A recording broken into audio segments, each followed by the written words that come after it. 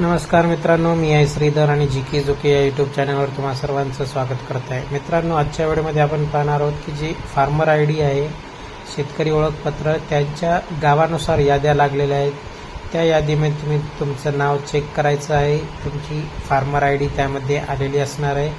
गावानुसार यादीमध्ये तुम्ही तुमचं नाव चेक करण्यासाठी कसं करायचं हे आपण आजच्या व्हिडिओमध्ये पाहणार आहोत. व्हिडिओ स्टार्ट करण्यापूर्वी जर तुम्ही आमच्या चॅनलवर नवीन असाल तर कृपया चॅनलला सबस्क्राईब करा, बेल आयकॉनला प्रेस करायचं विसरू नका. मित्रांनो, चला तर मग व्हिडिओला स्टार्ट करूया. सर्वात आधी तुम्हाला ॲग्रिस्टॅक या वेबसाईटवर यायचं आहे. त्यानंतर इथे 3 तुम्हाला ऑप्शन दिसतील: डॅशबोर्ड, चेक एनरोलमेंट स्टेटस आणि लॉग इन विथ CSC. त्यानंतर लॉग इन विथ CSC या ऑप्शनवर तुम्हाला क्लिक करायचं आहे. मित्रांनो, क्लिक केल्याच्या नंतर तुम्हाला तुमचा CSC कोड असेल तर लॉग इन करून घ्यायचं आहे किंवा मग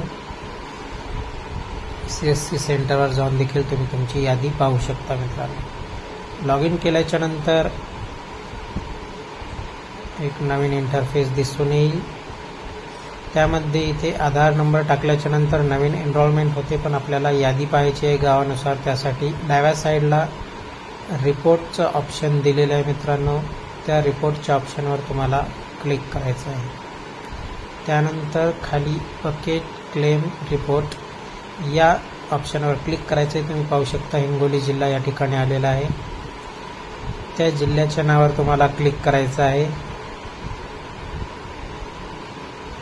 त्यावर क्लिक केल्याच्या नंतर त्यावर तुम्ही पाहू शकता त्या ठिकाणी किती अर्ज झालेले आहेत. त्यानंतर हिंगोली जिल्ह्यावर क्लिक केल्याच्या नंतर हिंगोली जिल्ह्यातील जे तालुके आहेत ते तालुके तुम्हाला त्या ठिकाणी दिसून येतील.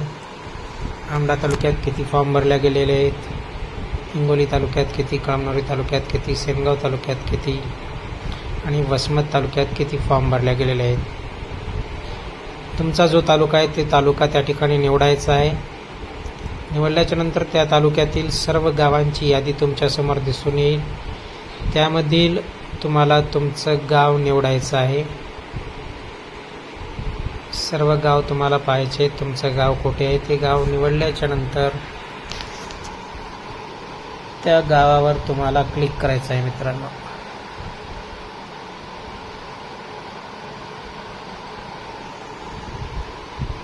क्लिक केल्याच्या नंतर त्या गावातली जी यादी आहे ती यादी तुमच्यासमोर दिसून येईल. विलेज CGD कोड, त्यानंतर गावाचं नाव, त्या गावातील जो फार्मर आहे त्या फार्मरचं नाव,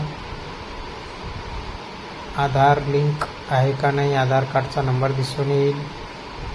सर्व माहिती त्या ठिकाणी तुम्हाला दिसून येईल.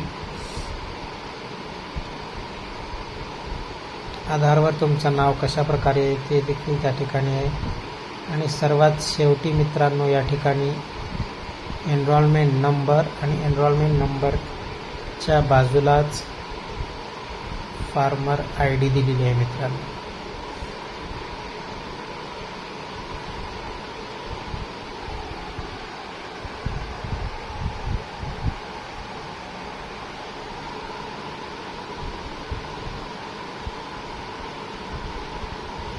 त्या ठिकाणी तुमचं नाव शोधायचं आहे, कुठं आहे काय नाही ते.